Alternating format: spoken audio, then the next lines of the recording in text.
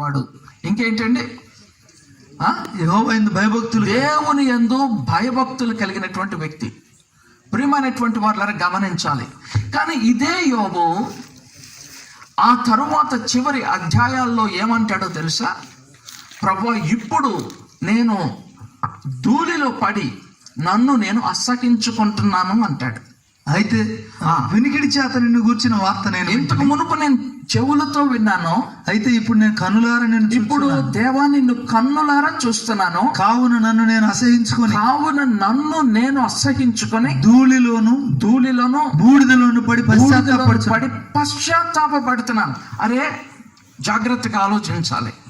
యథార్థవర్తనుడు, న్యాయవంతుడు, యెహోవా యందు భయభక్తులు, దేవుని యందు భయము కలిగిన వాడు చెడుతనాన్ని విసర్జించాడు. ఇప్పుడు అంటున్నాడు, నేను బూడిదలో పడి పశ్చాత్తాపడుతున్నాను అంటున్నాడు. అసలు పడాల్సిన అవసరం ఉందా? ఆయన యథార్థవంతుడు, ఆయన న్యాయవంతుడు, ఆయన దేవునికి భయపడుతున్నాడు, చెడుతనాన్ని విసర్జించాడు. కానీ చివరికి వచ్చేసరికి నేను పశ్చాత్తాపడుతున్నాను అన్నాడు. ఏంటంటారు? మనం విశ్వాసులు అని అనుకుంటున్నాం, కానీ మనము దేవుని అందలి సంపూర్ణ ఆనంద ఆ ఉన్నత స్థితిని అనుభవించలేనటువంటి వారంగా ఉండిపోతున్నాం. కారణం ఏమంటారు? మనం ఇది ఆలోచన చేయాలి. ఈ రోజుల్లో మనం చూస్తున్నప్పుడు చాలా మంది యథార్థవంతులుగా ఉంటున్నారండి.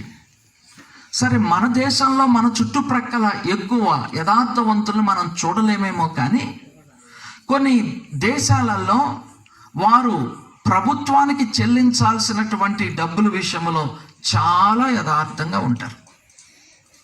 రోడ్డు మీద వాళ్ళు వెళుతూ ఉన్నప్పుడు రోడ్ సిగ్నల్స్ని తప్పకుండా పాటిస్తారు. అవునా కాదా? అనేక సార్లు మనం తప్పేసి వెళ్ళిపోతూ ఉంటాం. ఎదురు వెళ్ళకూడని చోట్ల కూడా మనం వెళ్ళిపోతాం. అనేక సార్లు విశ్వాసులన్న వాళ్ళం కూడా ఎదురు వెళుతూ ఉంటాం. కానీ కొంతమంది ఖచ్చితంగా వెళ్ళరు, ఎంత యథార్థంగా ఉంటారో. ఇప్పుడు ఎవరు గొప్ప? అలాగూ చట్టాన్ని పాడు చేయకుండా లేదా చట్టానికి ఎదురు వెళ్లకుండా రోడ్డు నియమములను తప్పకుండా పాటించే వాళ్ళు భక్తి కలిగిన వాళ్ళ, పాటించినటువంటి విశ్వాసులు భక్తి కలిగిన వాళ్ళ? చెప్పాలి. చాలా కష్టమైనటువంటి ప్రశ్న కదా. ఎందుకంటే చాలాసార్లు మనం తప్పిపోతున్నాం. నాకు తెలుసు ఒక ఆయన కెమిస్ట్రీ లెక్చరర్ గారు, నేను చదువుతున్న కాలేజీలో ఆయన పనిచేసేవాళ్ళు. ఆయన మనం చేస్తున్నటువంటి భక్తి చేయలేదు, కానీ ఆయన చేస్తున్నటువంటి భక్తిలో ఒకరోజు వారి పిల్లనో టీచర్ ఏదో అన్నారని చాలా ఆవేశంతో స్కూల్కు వెళ్ళారు. స్కూల్కు వెళ్ళి టీచర్ మీద ఆయన కోపపడిపోవాలనుకున్నారు. తీరా విషయం తెలుసుకున్న తర్వాత టీచర్ తప్పు ఏమి లేదు అని ఆయన అర్థం చేసుకున్నారు. అప్పుడు ఆయన అన్న మాట ఏమిటో తెలుసా? నా మనస్సాక్షిని పాడు చేసుకున్నా. మనం ఎప్పుడైనా అలా ఉంటున్నామా? ఒకసారి ఆలోచన చేద్దాం. కోపపడాలనుకొని వెళ్ళావు నువ్వు, కానీ అక్కడికి వెళ్ళిన తర్వాత నువ్వు అనుకున్నది సరికాదని తెలిసింది.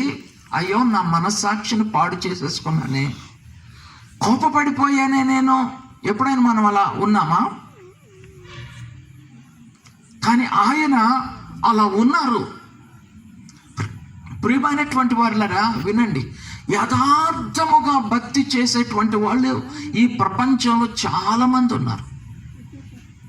కొంతమందిని మనం గేలి చేయొచ్చు, వాళ్ళు సరైన భక్తి చేయటం లేదని, కానీ యథార్థంగా అనేకులు భక్తి చేస్తున్నారు. ప్రియమైనటువంటి వారు కొంతమంది ఉపవాసం ఉంటారు. నిజంగా వారు ఎంత శ్రద్ధాశక్తులతో ఆ ఉపవాస దీక్షను పాటిస్తారు. జాగ్రత్తగా గమనించాలి. చాలామంది చాలా భక్తిగా ఉంటారు, మనస్సాక్షిని కాపాడుకోవటానికి ప్రయత్నం చేస్తూ ఉన్నారు. ఈ యోబు భక్తుడు కూడా అలాగే ఉన్నాడు. కానీ చివరికి వచ్చేసరికి యోబు పశ్చాత్తాపడుతున్నాడట. ఎందుకని? యథార్థత అంటే ఏమిటో మనం ఇప్పుడు అర్థం చేసుకోవాలి. యథార్థత అంటే ఏంటంటే ఉన్నది ఉన్నట్లుగా చెయ్యటం, ఒప్పుకోవటం. ఉన్నది ఉన్నట్లుగా ఒప్పుకోవటం. అది చాలామంది విశ్వాసులలో కూడా ఈ రోజున కనిపించటం లేదు. ఉన్నది ఉన్నట్లుగా. అప్రైట్ అంటే న్యాయంగా ఉండటం అంటే ఏంటో తెలుసా? అప్రైట్ అంటే తిన్నగా ఉండటం అన్నమాట. ఎక్కడ వంపులు లేకుండా ఉండటం. ప్రియమైనటువంటి వాళ్ళరా, ఇప్పుడు ఇంటర్మీడియట్ పరీక్షలు జరుగుతున్నాయి. ఇంటర్మీడియట్ పరీక్షల్లో ఒక్క నిమిషం ఆలస్యమైన ఎగ్జామినేషన్ సెంటర్లోనికి రానివ్వటం లేదు, పరీక్ష రాయనివ్వటం లేదు. లెక్క ప్రకారం రాయనివ్వకూడదు. కానీ ఎవరో ఒక విద్యార్థి ఒక నిమిషం ఆలస్యమయ్యారు, మీరు అందరూ ఏమంటారు? వ్రాయించాలా వద్దా? చెప్పండి. వ్రాయించాలన్న వాళ్ళు చేయి చూపించండి. ఒక్క నిమిషమే ఆలస్యమైంది, పరీక్ష రాయించాలి.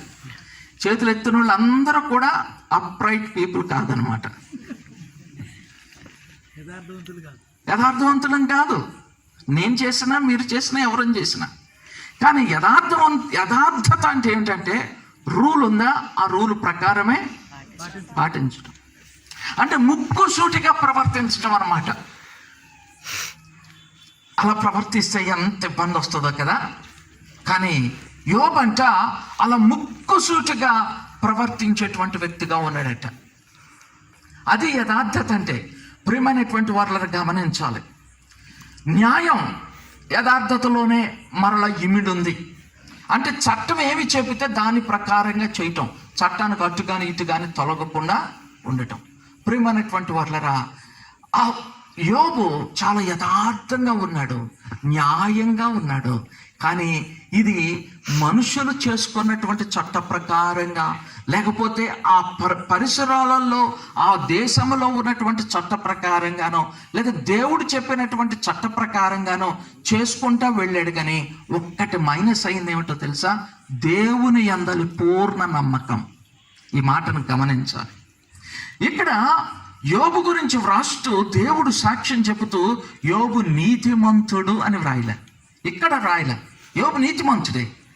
కానీ ఆ చివరి 42 అధ్యాయంలోకి వచ్చిన తర్వాత, పశ్చాత్తాప పడిన తర్వాత ఆయన నీతిమంతుడిగా మార్చబడ్డాడు. దయచేసి అర్థం చేసుకోండి. అంటే ఇప్పుడు ఏమిటి ఈ విషయం అంటే, చాలాసార్లు మనం యథార్థంగా ఉంటూ ఉండొచ్చు, కానీ అది కూడా కుదువవుతుంది. ఈ రోజున విశ్వాసుల్లో అన్యుల్లో కనిపిస్తుంది ఆ యథార్థత, విశ్వాసుల్లో కనిపించటం లేదు. అన్యుల్లో న్యాయం కనిపిస్తుంది, విశ్వాసుల్లో న్యాయం కనిపించటం లేదు. ప్రియమైనటువంటి వాళ్ళరా, కానీ అన్యుల్లో కనిపించినది ఏమిటయ్యా అంటే దేవునిని నమ్ముకొని ఉండటం. ఈ మాట జాగ్రత్తగా అర్థం చేసుకోండి. యథార్థంగా ఉన్నంత మాత్రాన నువ్వు దేవుణ్ణి నమ్మినట్టు కాదు. న్యాయంగా ఉన్నంత మాత్రాన నువ్వు దేవుణ్ణి నమ్మినట్టు కాదు. ఇది ఈ యథార్థత కంటే, న్యాయంగా ఉండటం కంటే ఇంకా ఉన్నతమైనటువంటిది. యథార్థంగా ఎవరైనా ఉండొచ్చు. చాలాసార్లు నేను ప్రశ్నించుకునే వాడిని ఏమిటంటే, కొన్ని పాశ్చాత్య దేశాలలో వారు చాలా న్యాయంగా ఉంటారండి. 10 గంటలకి రావాలి అని అంటే 10 గంటల ఒక్క నిమిషానికి కూడా రారు వాళ్ళు. 10 గంటలు అంటే 10 గంటలకే వస్తారు. 8 గంటలు పని చేయాలంటే 8 గంటలు పని చేస్తారు. మధ్యలో అర్ధ గంట పని విరామం అంటే ఖచ్చితంగా అర్ధ గంటే పాటిస్తారు. వాళ్ళు పని చేస్తూ ఉన్నప్పుడు ఖచ్చితంగా పని చేస్తారు. వాళ్ళు ఏమనుకుంటారో తెలుసా? మేము చాలా క్రమంగా పని చేస్తున్నాం, చాలా క్రమంగా బ్రతుకుతున్నాం, చాలా క్రమంగా చట్టాన్ని పాటిస్తున్నాం, చాలా క్రమంగా పన్నులు చెల్లిస్తున్నాం, చాలా క్రమంగా ఉంటున్నాం, మాకెందుకు ఇంకా దేవుడు అని వాళ్ళు అనుకుంటున్నారు. కానీ అది సరిపోదు. ఇక్కడ యోబు జీవితాన్ని మనం చూస్తే